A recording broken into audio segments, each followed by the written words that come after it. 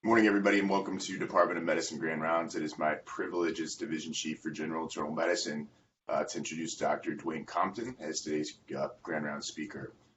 Dr. Compton is the Associate Dean for Community Engagement and Diversity for the Medical School. He has been with UofL since 2013 and has spearheaded numerous diversity and inclusion initiatives.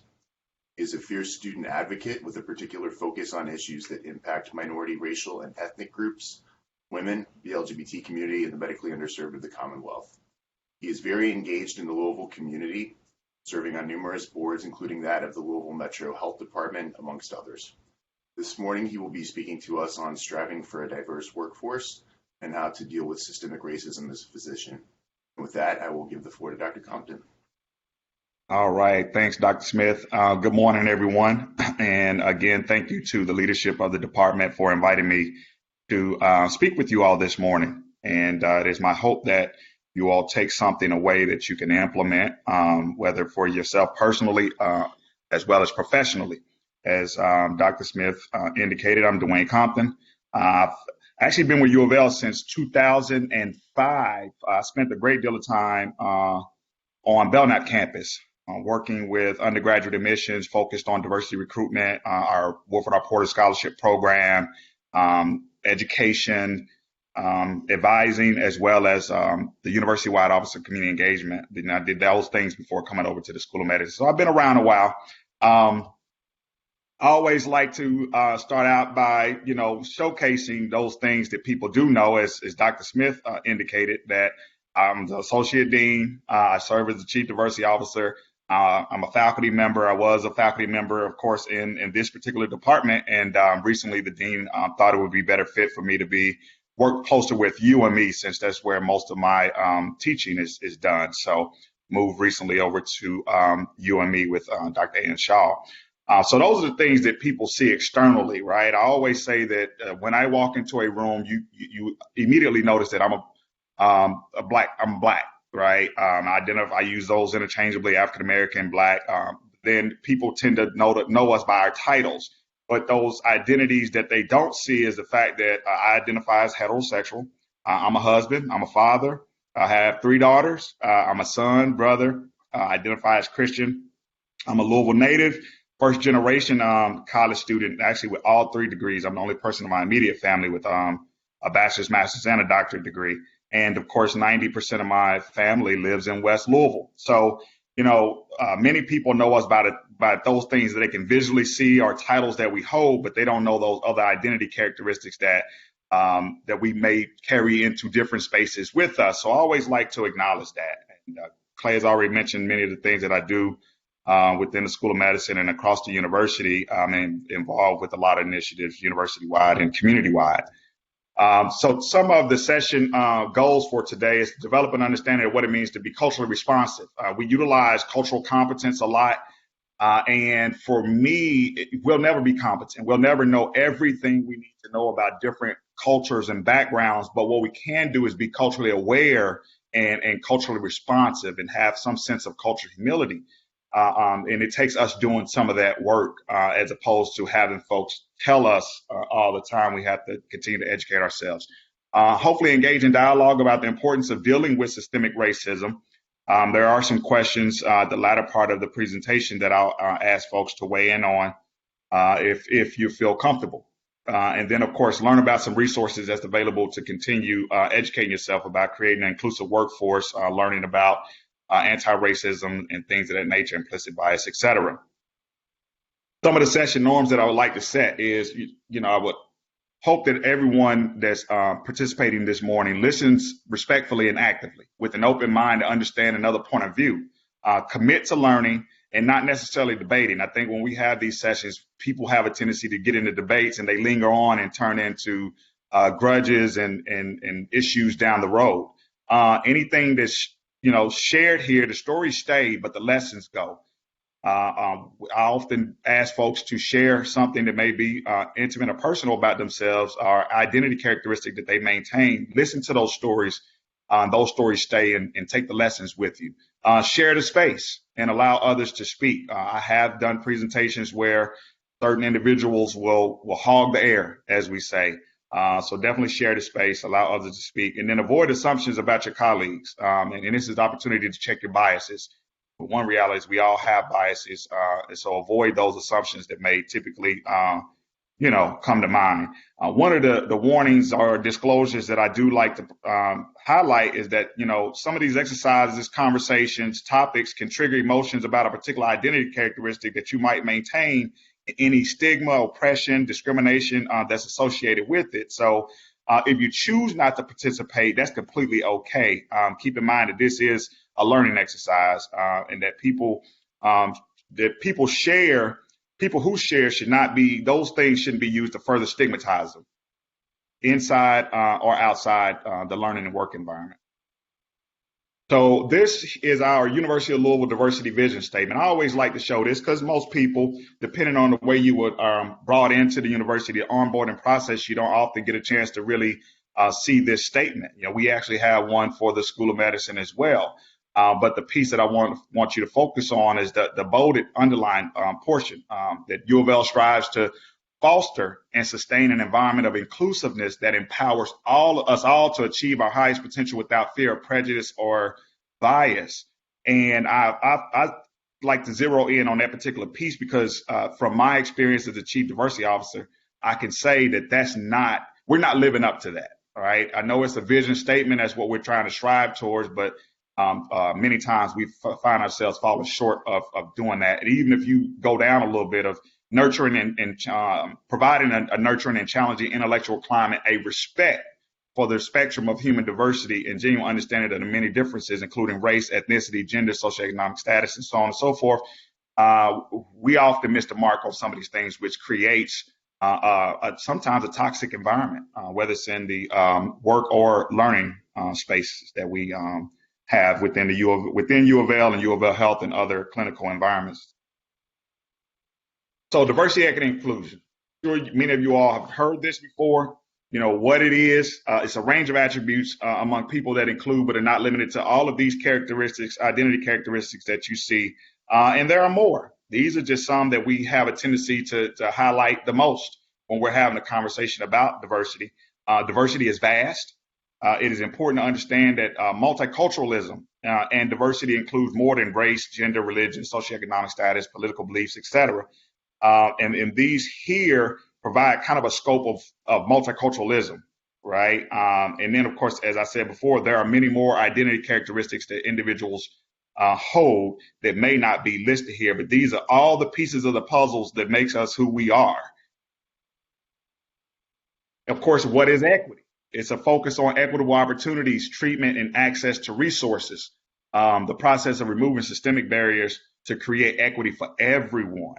Right. So equity is efforts that seek to secure needs, that support opportunities and resources for everybody to be involved. Everyone should have an opportunity to engage. Everyone should have an opportunity to feel like they belong in the spaces that they occupy. And again, sometimes we don't necessarily, we lack on diversity, but in spaces where we do even have diversity, we lack equity. And it's really important that we understand that we have to have, not only have diversity, but also have equity as well. And I'll take it a step further and have inclusion, right? Creating and sustaining an environment where people from various backgrounds feel welcomed, welcome, valued, treated with respect, regardless to any of the identity characteristics that they maintain, and feel that they are integrated in all of the activities that we have here in this case, particularly throughout the School of Medicine and our health system. And they're given equal access to those opportunities and can contribute their ideas or feel like they can contribute their ideas and that they're taken seriously and that they're implemented. And oftentimes we don't always see that come to fruition. I always utilize this quote from Verna Myers. She says that diversity is being invited to the party and inclusion is being asked to dance, right? And oftentimes when you identify someone from an underrepresented group, we want you here, but then you're not always invited to dance, right? So we want you to be on this committee, but we really don't want to hear what you have to say. Or we want you to take part in this search committee, but we don't really want to hear what you have. We're not going to take your input serious as we will some of the others that we highly value. So Don't just invite me to the party, and invite me to dance as well, and invite me to plan the party. That's where you get the diversity, equity, and inclusion. Invite me to help plan the party to begin with. And then, of course, invite me to the party and invite me to dance. That's diversity, equity, inclusion. I love that statement. I use it all the time. So what does it mean to be culturally responsive, right? One, to be aware of your own cultural identity and be self-aware. You know, everybody has a cultural identity. And in many conversations that I've had, I've engaged with folks who felt like they didn't have a cultural identity, but everybody has a cultural identity. And it really does take time to sit and reflect on what your cultural identity is. However, we also know that there are many people who are privileged to not have to think about their cultural identity, right? And that's why some people may feel like they don't have one because you're in a privileged group. And oftentimes you don't have to think about a cultural identity in the ways that some individuals from underrepresented areas do, are consistently reminded of. And it's important to challenge yourself about your particular views, assumptions, and biases that you might have as it relates to cultural identities different than your own, right? We have to expand our knowledge on individuals from different backgrounds.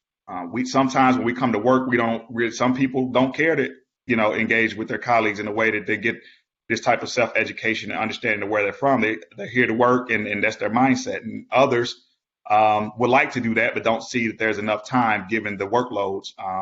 But it is important, even outside of work, that you find ways to engage in different communities that will allow you to learn more about identities other than cultural identities other than your own. That's a part of being, that's how you build your cultural responsiveness, right? Whether that's having coffee with a colleague that's different from you, that you hardly ever speak to or that you rarely speak to, and just inquiring about where they're from and their, things that they like to do, engaging in different environments. One of the things that strike me about Louisville, Jefferson County is that we're one of the most segregated cities in the country. And a lot of that is along racial and socioeconomic lines. And so people tend to stay in their particular part of the city. And it'd be interesting. I wish I could do a poll to see how many folks that's with us this morning actually go past 9th Street, right? Because they've heard a lot about the 9th Street divide or what happens west of 9th Street, shall I say. And so being able to engage in different environments and understand what's happening with, individuals who lives in different parts of the city, who lives in the south central part of the city, who lives in the area of Americana, as we call it, one of the most diverse areas in the city in South Louisville.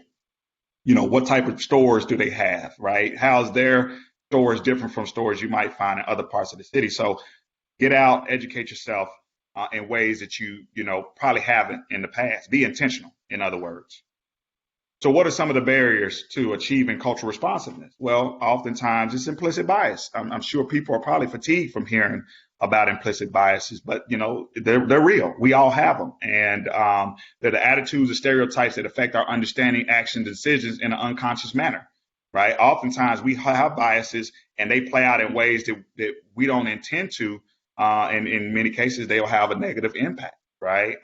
These biases encompass both favorable and unfavorable assessments, and they're activated involuntarily, meaning we sometimes we don't even know that our biases are activated. We can just kind of react in a physical manner, and not realize that maybe we may offend somebody in that process. Of course, as the bottom statement says, we all have biases. The goal is to understand our biases so they don't have a negative impact. As a person who does diversity, equity, inclusion, I find myself checking myself and my biases all the time, right? I think sometimes folks that do DEI work are seen as individuals that work on this so much that we don't have bias, but we do. And when something happens, I actually pause and say, why did I think this about this situation or this person or whatever scenario is playing out? I'll tell you, after spending 10 years on Belknap campus and coming down to HSC, I had to check my biases all the time, even from parking in the garage and walking to the B building where my office is and being approached by people. There were folks that would approach me, and in my mind, I would always throw up a hand and say, I don't have any money. I don't keep cash on me, thinking that they were going to ask me for money. And in fact, they were asking for directions because we don't have the best signage, or we hadn't had the best signage down on HSC for individuals to get to Jewish or UofL or our outpatient services, et cetera.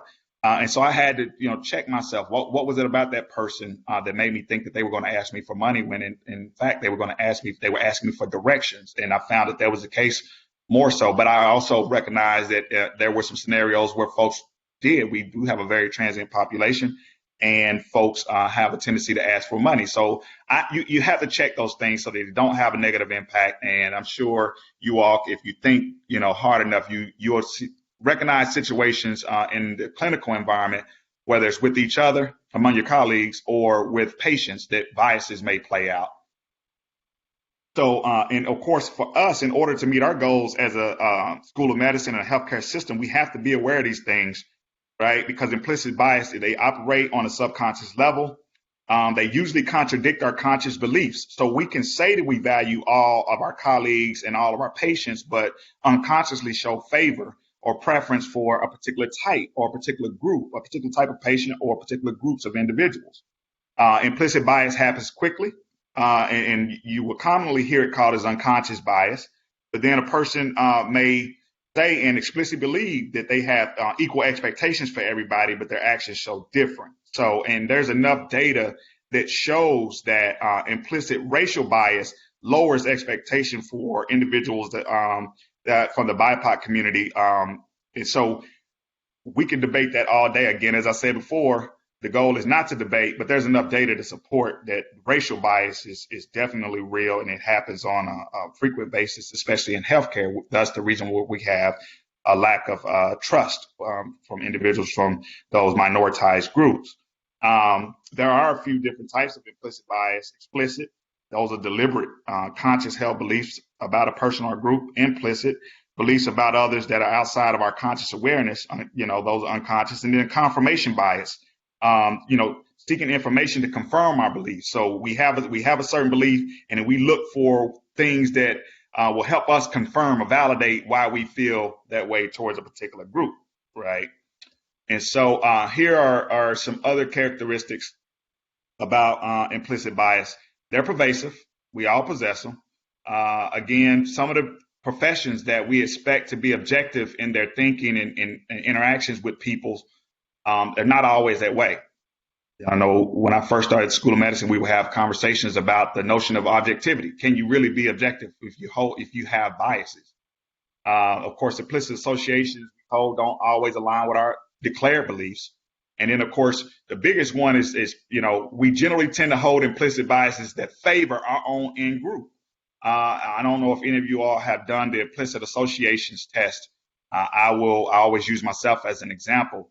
And I've done it several times. And one of the things that it showed for me is that I had a bias towards members of the LGBTQ community. And I really had to struggle with that because it didn't align with what my declared beliefs, right? That I don't hold biases like that. But I had to stop and think.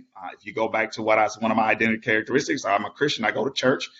Even I've been at church faithfully virtually throughout COVID. And I know that there are things that are said in the church that contribute to some of those things. I know that there are things that were said growing up in my household and community that plant those seeds.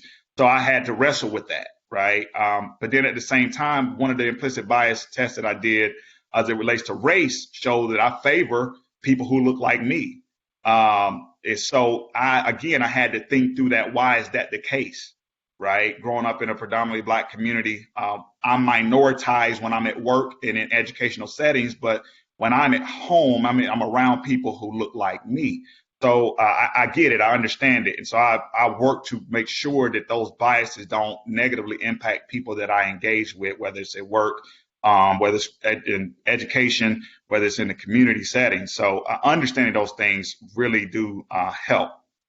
So where do these biases come from? I just kind of alluded to a little bit of it. This is Bobby Harrell's cycle of socialization. I don't know if many of you all have seen this particular diagram before. I use it in many of my trainings because I really think it's important. Oftentimes in the beginning when we're born, we think about the NICU or the labor and delivery department. When my 3 girls were born, It was automatic for the nurses to swaddle them in pink blankets, right? We do that. We swaddle the babies, the girls in pink blankets and boys in blue blankets. And so those little things happen early on in our life and when we're born, right? And things like that continue to seize our planet. What is the role of young ladies? What's the role of young men? And as we are further socialized in our home, in schools, in churches, in our communities that we reside in, little, what I would call mind bugs are starting to be planted, right? You learn about yourself, your background, how your family think about and view other people. And some of these things start to be reinforced as we get into certain institutions, right? We spend a great deal of time in schools and churches and things of that nature, that those little mind bugs they're consistently reinforced, right? And then as we become professionals, we have to wrestle with, all right, how do we handle some of these mind bugs that we now know produces discrimination or stigmatizes certain groups? Do we continue to promote the status quo, or do we find ways to disrupt those? Do we speak up? Do we speak out? One of the things that I often say is that core area is what often happens. People have a fear that if I speak out, what's going to happen to me, right? Or they're naive or a little bit ignorant in the way uneducated about some of these things. Confusion starts to set in, like, hey, I never really had to think about these things. And so people start to wrestle, become a little bit confused. And in some cases, it creates some insecurities, because people say, well, I feel like I'm brave and I want to speak out. I want to change things, but it's easier for me to just take that, do nothing, don't make waves, and continue to promote the status quo. So when you recognize that biases start to impact individuals or certain groups of people, it is really important that we go in the direction for change. And that's one of the things that I push as the Chief Diversity Officer. I have conversations with a lot of individuals, and they will say, I see this, I recognize it, this happened, I knew it, but I was kind of frozen in that moment, or I didn't know what to say, didn't know who to go to talk to about these things. And so oftentimes they go that other direction, but being silent is being complicit. So we have to make sure that we are not contributing to this cycle that sometimes negatively, I can say sometimes, but that we know have a negative impact on certain minoritized groups. So consequences of implicit biases, right? So this is what we call the big 8, those identity characteristics that we tend to talk about all the time. And one of the consequences are the isms. So if you look on the inner circle here, ableism, right? A lot of people who are able-bodied don't take time to think about somebody who might have some form of a disability, right? Or a challenge, whether it's physical or something that's hidden. We kind of go about our way. We don't think about that. But these isms tend to happen when we don't address our biases, right? And one of the biggest that we talk about, and is hot and heavy in today, is racism. But we know that at the end of the day, it's not just racism. All these other things are working at play as well. So there's an intersectionality to a lot of the issues that we're seeing and trying to address these days. And so another consequence of implicit bias is what Claude Steele and Josh Aronson call stereotype threat, right? It's a term that refers to being at risk of confirming or as a self-characteristic, a negative stereotype about one's own social group, right? When you hear something about your particular group so much, you start to buy into that, right? Stereotype threats are part of the reason why we see a low number of students from historically excluded groups not pursue careers in medicine, right? So part of my role is working with the pipeline programs. And when I talk to students on the Belknap campus or even our high school students, they don't see medicine as becoming a physician as something that they can attain because they don't know many physicians, or they've been told that that's hard and there are not many particularly Black physicians and that you're going to have a hard time becoming a physician. So that becomes reinforced.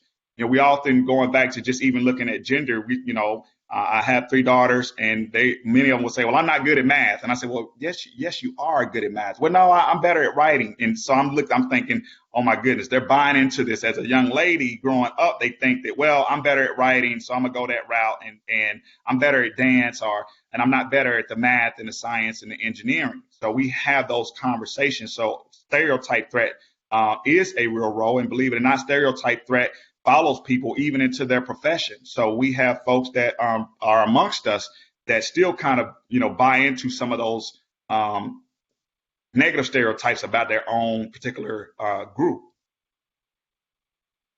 So here's some of the consequences. I talked about some of those, but as it relates to work, it does result in decreased performance in academic and non-academic settings, and increased use of self-defeating behaviors, disengagement a lot of times, and then of course alter professional aspirations. And I can tell you from working with undergrad students, many students, they get so frustrated, especially if they're from historically excluded groups. They get frustrated and they say, well, you know what, I'm not going to go to med school anymore, Dr. Compton. I think I'm gonna just go be a physician assistant, or I'm gonna just go pursue nursing, or I'm gonna go into an area that they think is easier, and an area that they feel like is better suited for who they are in terms of being Black. And I often say, no, you can do this. We're going to stay on this journey. Yes, it's hard work, but you can do this. So I often have to try to affirm where they are in their identities and encourage them to continue the pathway. But it happens. Microaggressions. So Dr. Chester Pierce, African-American physician, coined this term in 1970. And we hear about these a lot. The very subtle, verbal, and nonverbal slights, insults, indignities, and denigrating messages directed toward an individual due to their identity group, often automatically and unconsciously, and usually committed by well-intentioned people, who are sometimes they're unaware, but then they're also aware of some of those messages being communicated. And of course, this is one of the things that I get the most complaints about in my role as Chief Diversity Officer at the School of Medicine. So there are 3 types of microaggressions. You have micro insult, often unconscious, verbal, nonverbal, environmental communications that subtly convey rudeness or insensitivity. So an example would be asking the one resident, house staff, or our physician of color, basically, oh, well, you're only here because we don't have much diversity, right? As opposed to acknowledging that they've worked hard and they have the talent and the intellect to be there, right? But that they're only there because they're meeting a diversity quota, or they may have only received a certain scholarship because they were Black. And so we deal with that with our medical students, surprisingly. There's, oh, well, you only got this scholarship because you were Black. And so that's a micro insult. A micro assault is something, that is conscious, intentional, discriminatory actions on one's identity. So, flying the Confederate flag, knowing that it has a negative connotation to most Black people in the country, denying a person from dating somebody of the same sex, right? Whistling at a female, refusing to provide a service due to a person's identity characteristic like race, religion, or sexual orientation. And then the last one, micro invalidation. Communications that subtly exclude, negate, or nullify the thoughts and feelings or the experience reality of a person's identity, right? Saying, one of the biggest examples is color blindness. I don't see color. You do. If I walk in the room, clearly you're going to recognize that I'm a person of color, right? That I'm Black. Or until I tell you that I identify as Black or African American, you know that I'm a person of color. Pictures that represent organizations as homogeneous. Right. I walk in a lot of spaces across HSC, and I look at banners, I look at photos and things of that nature, and I don't see people who look like me. Right. That's a micro invalidation. It's like saying, hey, you know what? We don't have people that look like you here. All right. So one of the things we're working with Tanya Augustine, is to identify ways that we can change that. We have to change our environment because we have too many spaces where people can walk around and not look and see photos or banners or things of that nature that represent who they are. And of course, Dwayne Sue is also known for expanding the work on microaggressions, and he likened it to, invisible but potentially lethal. They could be a death by 1,000 cuts to a person. Somebody who's on the receiving end of a microaggression it happens so often. You spend a majority of your day like, hey, is this what this person intended? How should I feel about this? But it happens so much. You know, I've heard people say, oh, what, you don't speak Spanish? To somebody that identifies Hispanic Latino. No, they may not. That's a microaggression, right? The gentleman in the middle, the limited reputation of my race in your classroom, and in this case, in our clinical environment, do not make me the spokesperson for everybody to look like me. I always say I'm Dwayne Compton. Yes, I identify as Black and African American, but I can't speak for everybody. I can speak to my own lived experiences, and there may be some overlap, and typically there are, but I can't represent the entire race of Black and African American folks.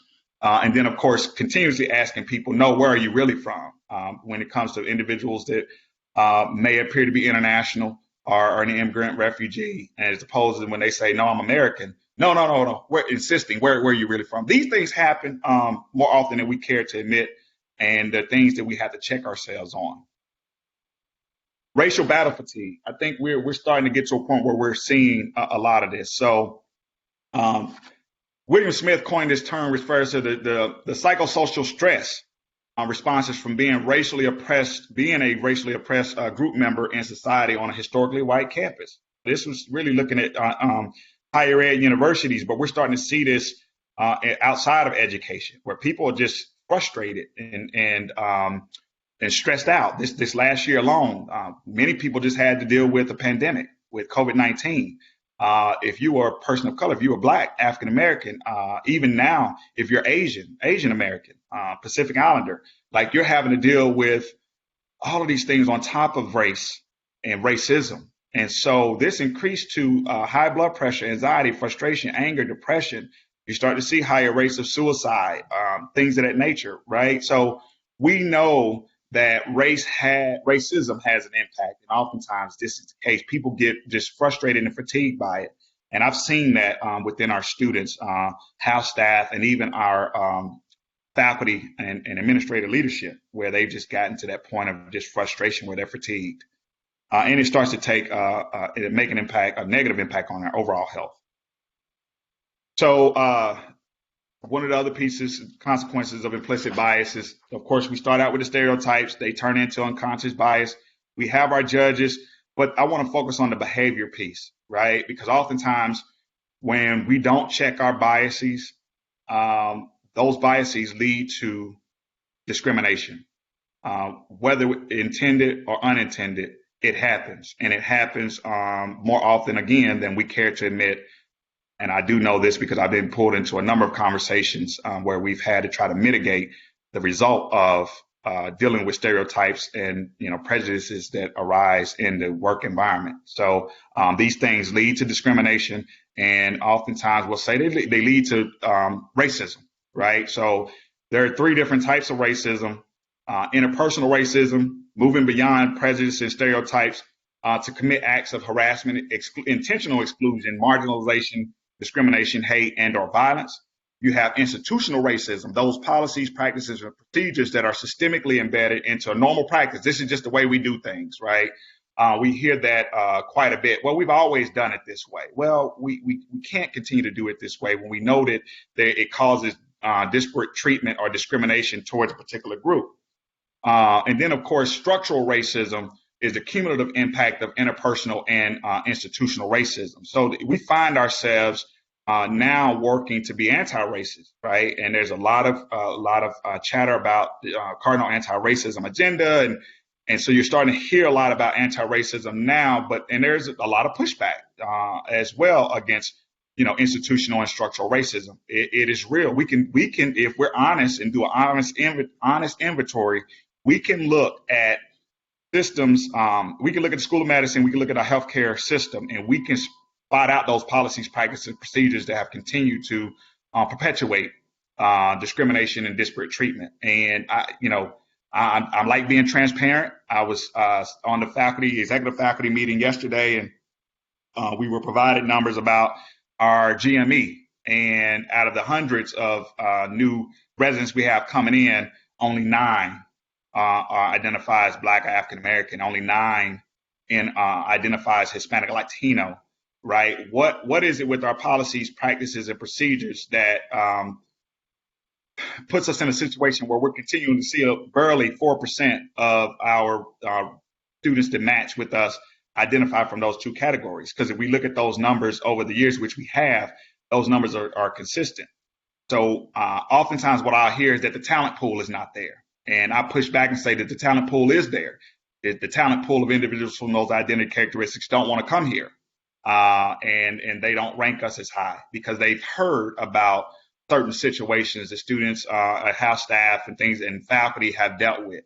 So we have to address those policies, practices, and procedures in order to ensure that we're doing what we can to change that within the School of Medicine and within our healthcare systems that we work in. And of course, if we can work on the interpersonal and institutional racism, we can start to move the needle on reducing the structural racism that exists.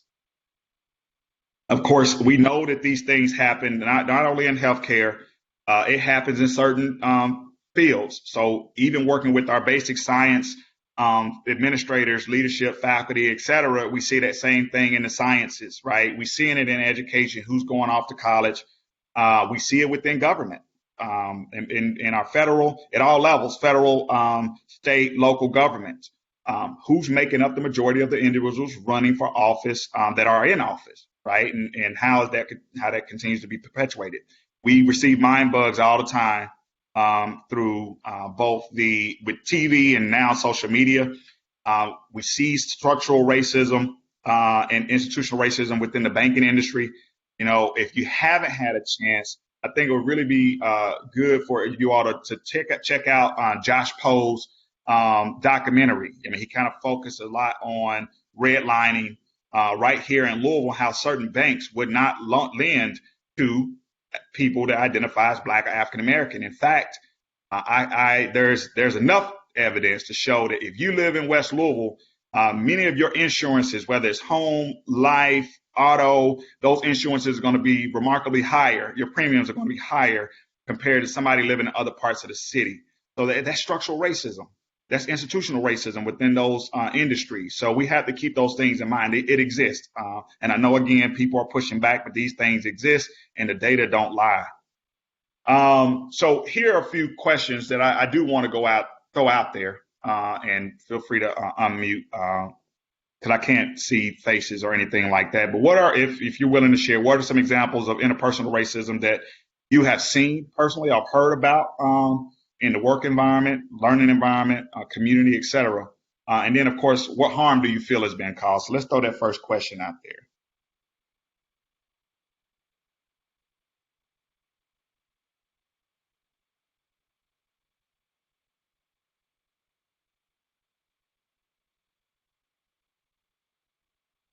All right, well, I'll move to the next question. What are some examples of institutional racism within our institutional learning or in our clinical environment, right? And how does it benefit white people? What harm might it have on Black, Indigenous, and other historically excluded populations? Anyone brave enough to answer that or provide a response to it?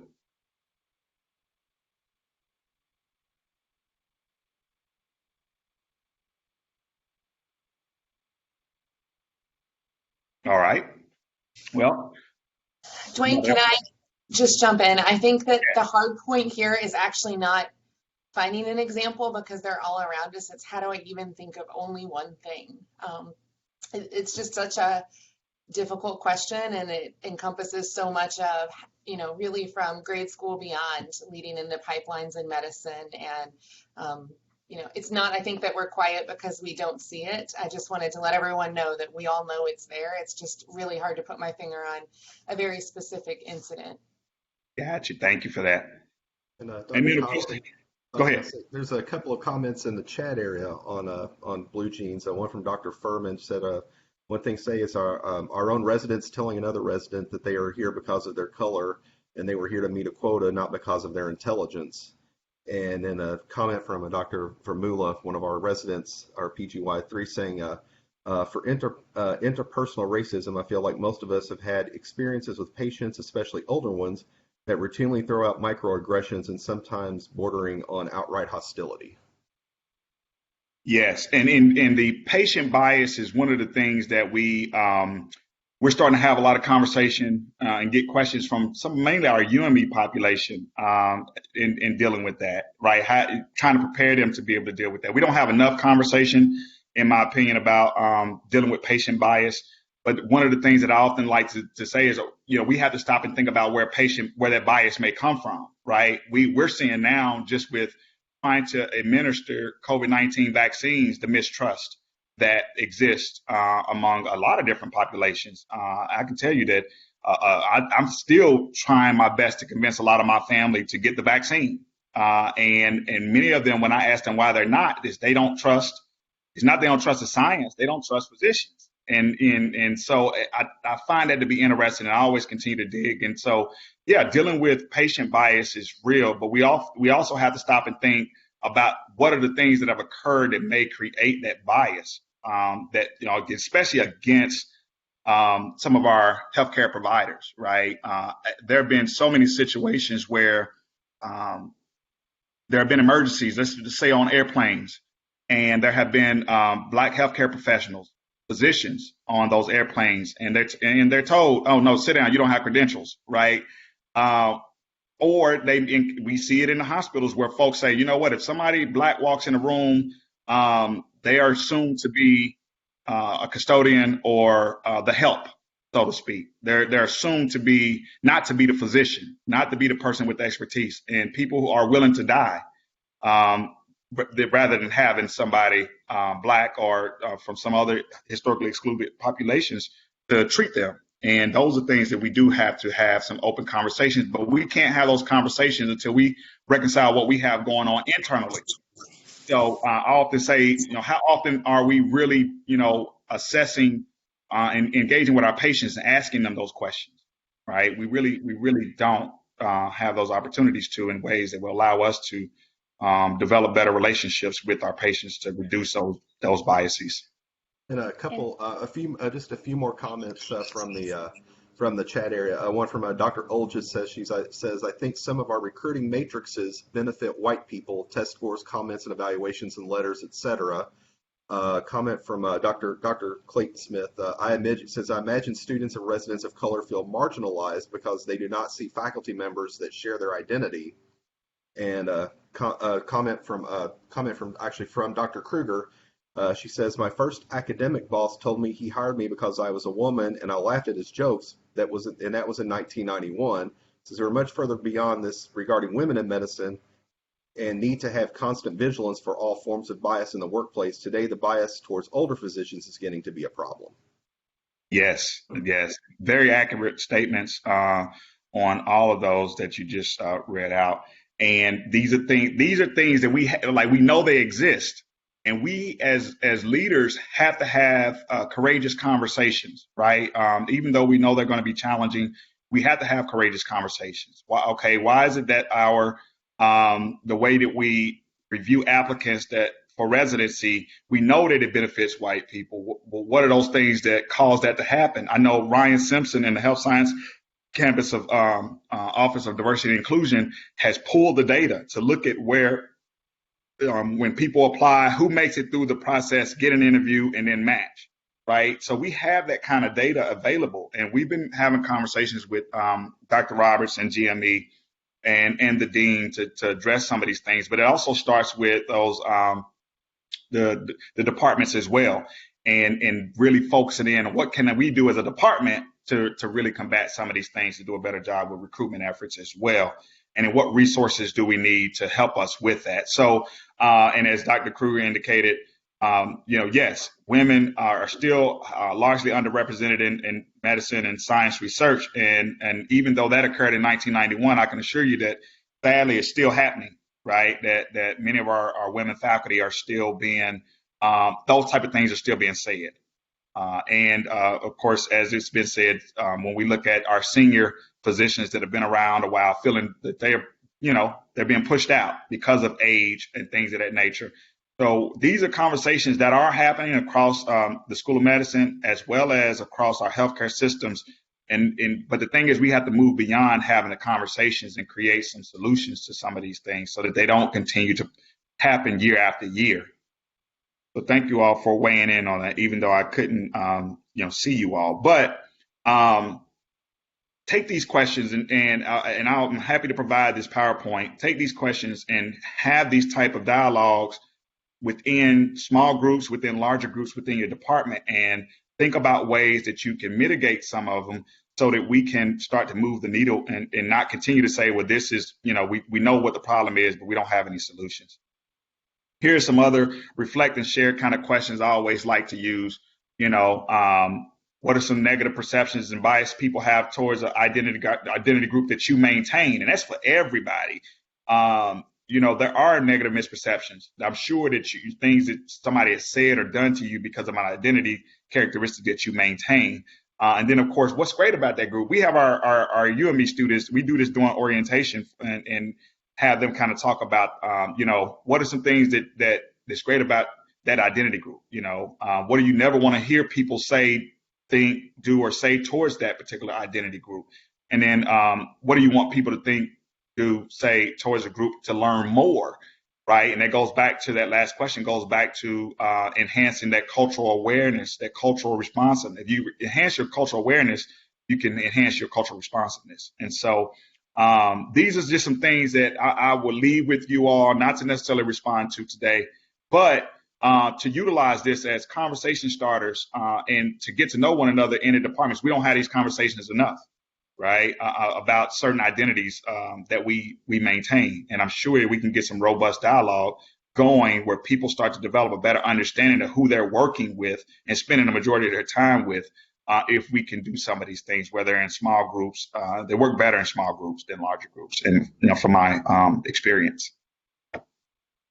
So here are some actions to consider, in terms of recognizing your own bias. One, recognize your own bias and remediate your racial literacy, right? Don't expect the only minoritized person in the room, in the environment, to speak on behalf of their entire culture or to educate you.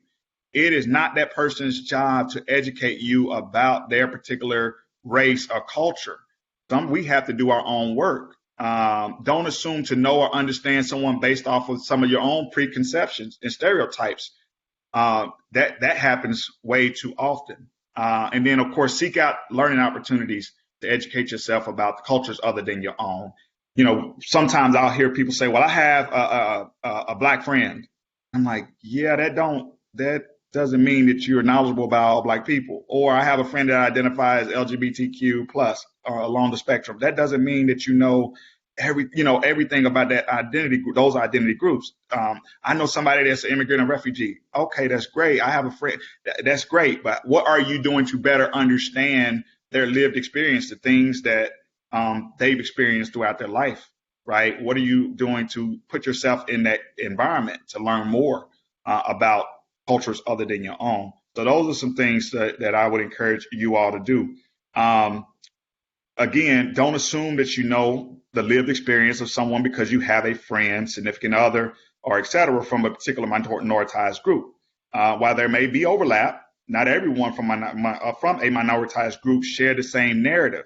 Take the opportunity to have authentic conversations about that experience and exchange.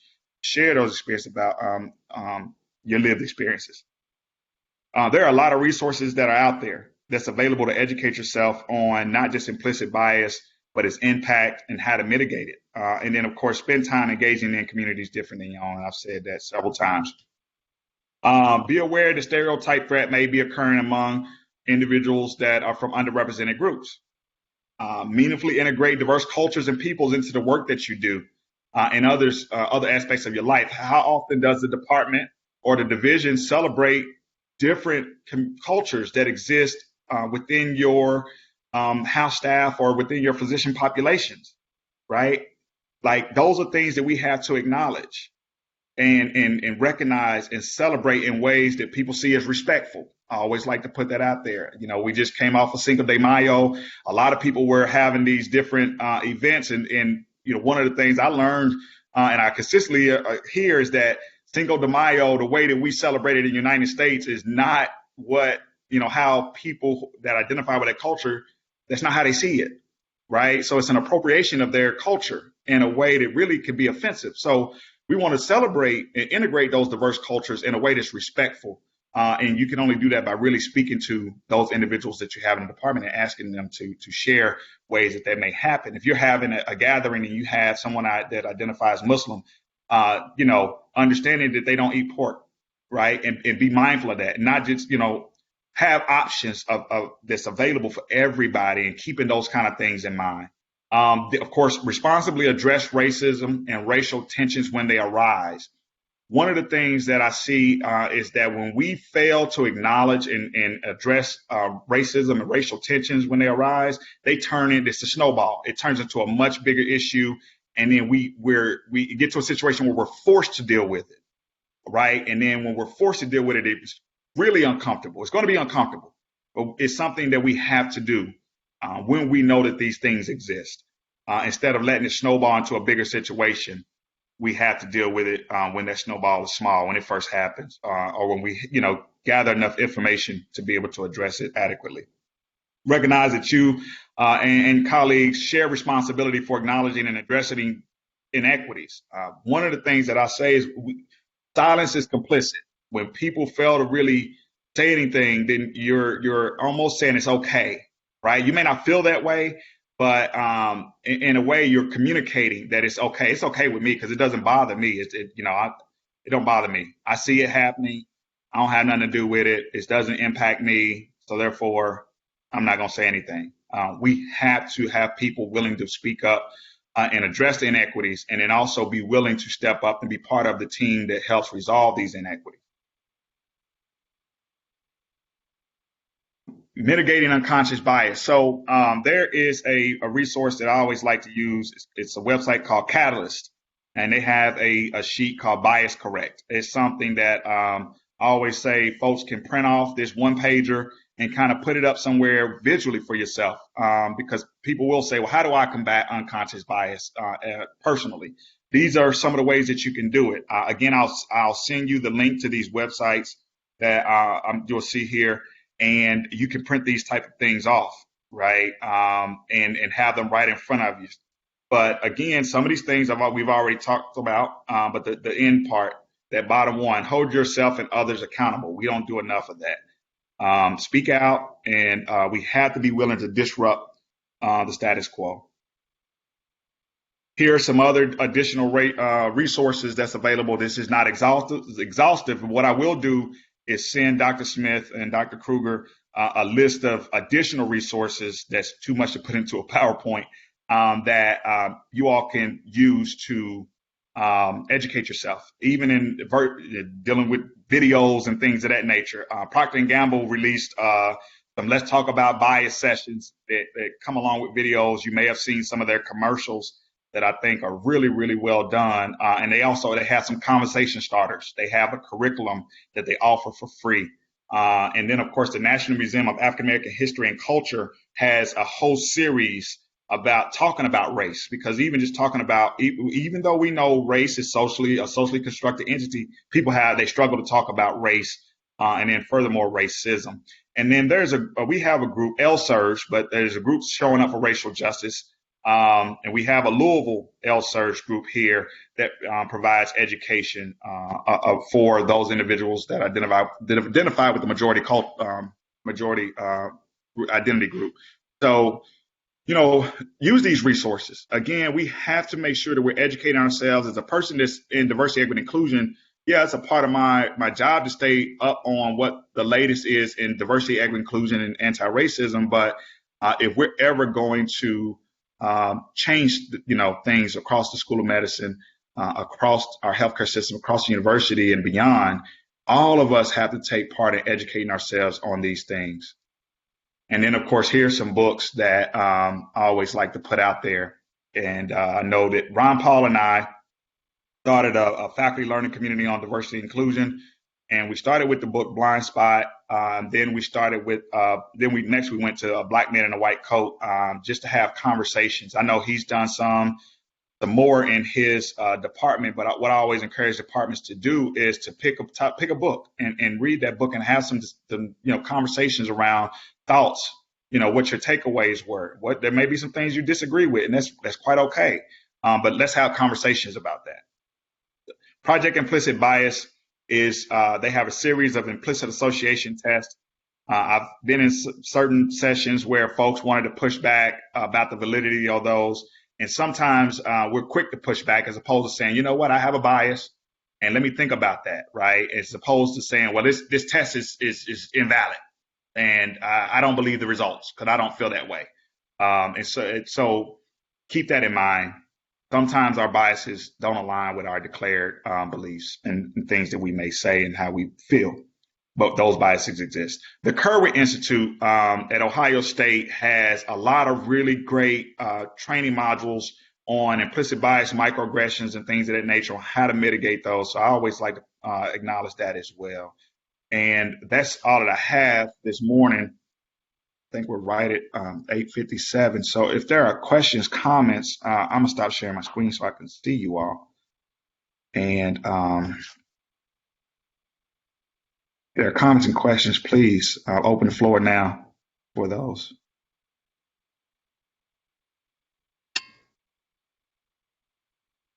Dwayne, do you have any? Oh, go ahead. Go ahead, Dr. Smith. Dwayne, I was wondering if you could offer any concrete suggestions to division chiefs or other people in positions of leadership about how to attract applicants from underrepresented groups in medicine for faculty positions. Yeah, so one of the things, I had a conversation with Dr. Boland in pediatrics a few weeks ago, and one of the things that I told her that we have to do is we have to make an investment in our own UME students, right? Let's start with our Student National Medical Association and those students we have right here. How many divisions and departments, program directors are interacting with our current students? How many are inviting and having events where they invite them to their homes just to have conversations about, your journey, right? What you all do, what you have to offer. Sadly, because of some of the experiences that our UME students experience in the third or fourth year, they don't even want to stay here. I hear a lot of that, and it's disheartening. So we have to do a better job of engaging with our students while we have them here, right? Because one of the things we do know is they're connected to other students at other medical schools who call them to say, hey, I'm looking at the University of Louisville for residency. What do you think? And to be totally transparent, and excuse my language, most of them will say, stay the hell away from here. This place is not what you might think it is. So if we don't deal, and I said this yesterday as it relates to faculty recruitment, if we don't deal with the climate issues and retention, it becomes a nightmare for recruitment. So one, let's look at our climate itself, and let's ensure that those that we do have feel like they're welcomed, included, supported, and respected and involved. But then let's have conversations with our current residents. And then we have to figure out a way to engage individuals that are at HBCUs and other. How do we don't market ourselves well, right? I get emails all the time from other programs that have these third and fourth year URIM clerkships, and we don't have many. We don't have, to my knowledge right now, we don't have any at all that's really targeting the URIM population. So that's something on the residency front. From a faculty perspective, how often are we talking to our current house staff about careers in academic medicine? There is a group, an organization called BENGAP. It's the bridging the next generations of academic physicians. And this particular organization was created to try to get more individuals from underrepresented areas to consider academic medicine. So those residents really keying in on the current residents across the country and talking to them, having conversations about what a career in academic medicine look like. How often are we having those conversations, particularly with the areas that we know we want to grow in? So those are a couple of things, and I'm more than happy to meet offline, one-on-one, to sort through some more, ways that we can kind of help advance in those areas.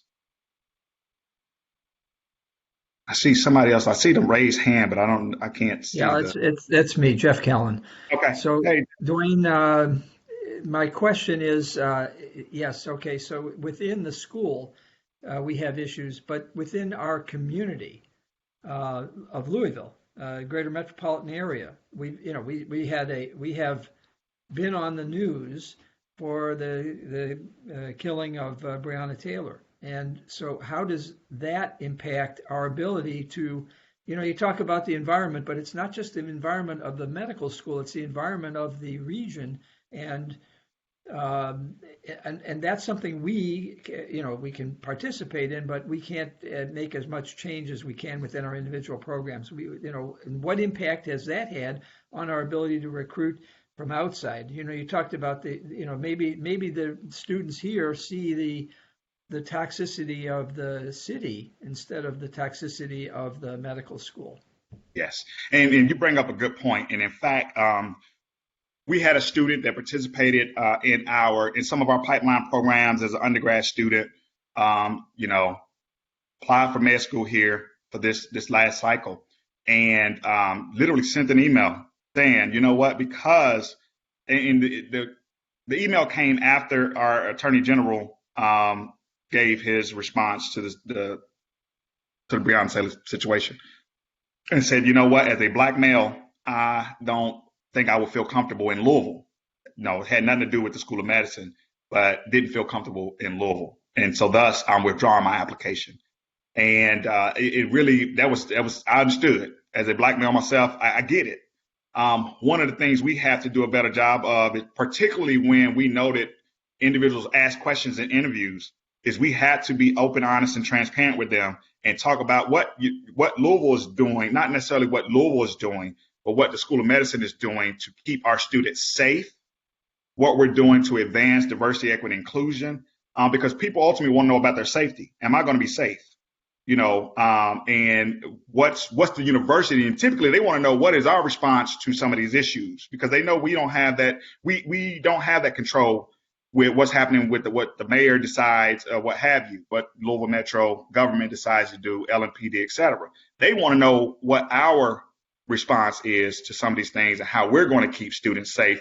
And so I think that needs to be the focus, and put them in contact with other individuals who might be able to speak to their lived experience and how they feel about being here. But I think sometimes we try to shy away from being honest about, what's happening. Of course, yes, there are people say, hey, you know what, it's not even just the Breonna Taylor case as the reason why they don't want to come here. It's because of other maybe homophobic type of things that they've heard about, on the news or in certain social media groups and et cetera. So we have to acknowledge that those things exist, and we have to continue to express how our work environment is working to keep people safe, because that's really what, at the end of the day, they want to know I can come here and be safe and thrive. And so, again, some things are out of our control, but we have to be open and honest about what we see happening within our city. On your list of books, I noticed that you didn't have the book Cast. Is there a reason for its omission? No, I just again, I had so much space, and so I try to put just some there. But again, there are a ton of resources. Like I said, with the links, I have a ton of links that can be put on there. I just grabbed some that I know we've used within the School of Medicine, some of the circles that I've been in, working with Faye Jones and her team and others. So no particular reason why I was excluded. Yeah, also, within our community, there is some positives, like at the Speed Museum with the current exhibit. I think we should encourage, it's free. You have to make a reservation, but the current exhibit that talks about promise, witness, and remembrance, or whatever the order is of those words, is a very impactful and powerful exhibit. We use that in dermatology as a wellness event, where we took our residents and some of the faculty to view the exhibit and then spend some time talking about it afterwards. So I would encourage other divisions to consider that. Yeah. And then there are some, there was the film that won the Oscar for the best short film this year. I don't know if you've seen it, but it talks about it's a guy. It's sort of a cross between Groundhog Day and the current. It talks about an African American man who wakes up each morning, wakes up and gets killed in a different manner that parallels what's happened in our country, unfortunately. And that it's about 30 minutes, and using that as a piece to then discuss things with people would be, I think, quite impactful. Yeah, that's one of the things I have to check out. I hadn't seen that. And again, those are things that, make recommendations, right? So how often are you, like you've obviously been over to the Speed Museum to say, hey, you know what? I encourage you all to go check this exhibit out, right? And learn more, because there is a lot, particularly around Breonna Taylor. How many folks have been to the African American Heritage Center here in Louisville? And so, again, taking advantage of those opportunities to utilize the museums and things to that nature we have right here in our city, and learning more about our city, because the reality is most people can't speak to some of the things happening in the city because they kind of stay in their own little bubble. And so there's a lot of really good things here in the city, but folks don't get out of their comfort zone to take advantage of those things. So, Jeff, as you indicated, you have knowledge of that. Share that with your colleagues and with the house staff, so that they can take advantage, when their schedules permit. And those are the kind of things we have to continue to do. I think sometimes we wait for other people to create opportunities for us instead of us seeking them out. It makes it. I know it's convenient, but we have to get out and explore. There's a lot here in Louisville to explore that most people just don't. Other questions, comments?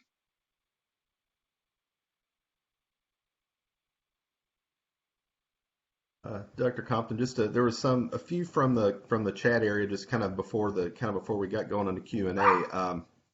One from Dr. Chanel Benjamin said, kind of going back, said, I also think it's great when we are in these forums to identify these issues and say what should be done, but also be willing and courageous enough to identify, call it out, and act on it when it's occurring in real time.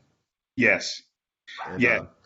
I'm sorry. Go ahead. No. And Dr. Benjamin brings up a great point. And one of the things that we often talk about is, the difference between being a bystander and an upstander, right? A bystander is somebody that's right there in real time that sees something happen, and in their mind they say, ooh, or ouch, but don't say anything, versus a upstander who's willing to, intervene and say, hey, that wasn't appropriate, right? Or this is Dr. So-and-so. This is not a nurse or somebody in a position that's seen less than, right? Like stepping in and intervening right then and there when they see something happening. And that's the difference between being a bystander and an upstander. We need more upstanders. We need more people that's willing to step in when they see something happen right there on the spot. And that it's not right, because most people will kind of wince or, just say, oh, that wasn't right. We had to be willing to call those things out. And that's a part of moving the needle.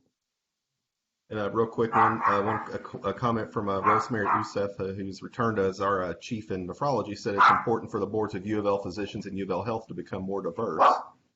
And I apologize for the yapping dogs, everyone. No, that's all right. All right. But that's a great point, because that came up even as a question yesterday. What are we doing to diversify the boards of UofL Health? So that is something that I'm glad people are asking that question, because one of the things I often say, especially in many of the spaces that I'm in, I don't delight in being the only person, of color sitting at the table in some of our leadership meetings. I could be in a meeting with 30 something people. There might be 2, maybe 3 of us that identify as Black African American, right? That shouldn't be the case. We have a lot of talent here. More people need to be at the table, and we have to diversify all of our areas, not just students, not just staff, faculty, etc. Our boards as well. I sit on the board of the Board of Health, and typically I'm the only Black person on the Board of Health. Before, we did have Dr. Sherry Babbage and a couple of others that rolled off. But, we, even with our citywide, boards across the city, we have to diversify. So great points. Yes, we do. And again, how do we have to change our policies, practices, and procedures about how we elect, folks to those boards. Because sometimes we know that's a hookup, as we say in some of my circles. And one last one here from the chat area. This is from Dr. Natasha Jajarnit from the Division of Environmental Medicine. Said, I have another action to recommend. Know that it's okay to make mistakes. What's important is how to respond and what you learn from the mistakes. If someone offers you correction, some people will be too afraid to take on these actions because they are afraid they will say or do the wrong thing. but know that whether you opt for action or inaction, it speaks volumes. Yes, and I have nothing to add to that because she said what she said. Yes, and it's right on point. Oftentimes, people are not willing to make themselves vulnerable and acknowledge that they made a mistake, and it's a fear, and we have to move away from that. Acknowledge that I may have made a mistake and learn from it. Right, those things they happen, and I think instead of being defensive when somebody does challenge you or says correct you, as she said, and she's right. Somebody says, "Hey, you offended me," or "Hey, that was kind of an insult." Don't be defensive. Take the opportunity to apologize and figure out how to not do that again to offend somebody else. And so, again, we see it in different stories that's happening nationally as it relates to what Dr. DeJohnette indicated. So make yourself vulnerable, and that's what it's going to take. And making yourself vulnerable is not a sign of weakness, right? It actually will strengthen what we have going on in the School of Medicine and in our health systems. Dwayne, I want to say that. that. Oh, go ahead, Dr. Kruger. I was going to say that's the last of what I see in the chat area. So if anyone else has any questions. I think a lot of us could sit here and take up more of your time this morning and listen to you all day long. And in fact, we're probably going to have a group that wants to meet with you and independently and come up with some strategies. We've thrown some ideas out, one of which I want your opinion on. I know that Orville Blackman, who works as a PhD, and he works in UofL Health, he has an inventory, personality inventory that we're going to do in some of our smaller clinics. We have a lot of turnover of medical assistants. They have a very stressful job. And I'm looking forward to taking that personality inventory. We're also purchasing, the Department of Medicine, 50 books on how to have a critical conversation. And I think that we could potentially have some forums on how to have a critical conversation, no matter what the topic is. Bias in the workplace, microaggressions, because they exist not just between color, as you know, but they exist between levels of work, where the lowest paid employee gets harangued because the medical records weren't there when the doctor wanted them there. And that is something that is just not a good recipe. And to me is another example of microaggressions and biases that harm our ability to give good medicine to all of our patients that come. And so I think having critical conversations and having some exercises in that, and you've alluded to that, was saying we need to speak up more. And if we could teach ourselves how to do that real time so we can nip it in the bud, and then have that, instead of just taking it home and feeling it and then having a bad feeling about it. We want to have a good feeling when we're moving the needle forward. Definitely. So I really thank you for your time. Very much. No problem. And Orville, I've known Orville for years. Great guy, and definitely will help in that area. And of course, we have another gym in Dr. Eddie Miller. And so I encourage you all to utilize him as well. Let's hit the ground running. And so we have a lot of resources, a lot of people here that's willing to help. It's just I'm an email, phone call away. So let me know how I can continue to assist. Thank you very, very much. No problem at all. Very much. Take care, everyone. You all have a great day. You too.